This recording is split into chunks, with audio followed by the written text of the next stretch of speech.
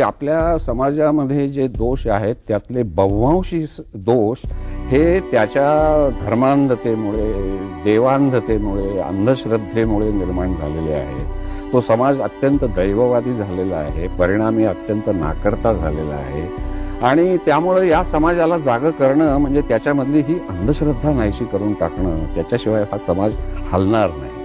आणि अंधश्रद्धांचा विचार करताना लक्षात असं आलं की या ज्या छोट्या छोट्या अंधश्रद्धा आहेत, म्हणजे एखादा बाबा असा हवेत हात करतो आणि एक सोन्याचं घड्याळ काढतो, किंवा एखादा बाबा म्हणतो मी पाण्याला हात लावला की त्याचं पेट्रोल होतं वगैरे वगैरे, या सगळ्या ज्या अंधश्रद्धा आहेत, या सगळ्या अंधश्रद्धांचं बीज परमेश्वर ही संकल्पना आहे.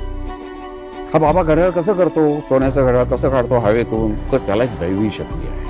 हा पाण्याचं पेट्रोल कसं करतो, तर त्याला एक दैवी शक्ती. काय काही लोक स्वतःला भगवानच म्हणवतात. ते भगवान म्हणवतात, ते म्हणजे म्हणवू लागलेच ते, कारण त्यांना ते लक्षात आली युक्ती. आणि मग एक समाजामध्ये असा शोषण करणारा बदमाशांचा वर्ग मोठा तयार झाला की त्यांना कळलं की हा समाज मेंढरांचा समाज आहे, या समाजाला मी वाटेल तसा वापरू शकतो.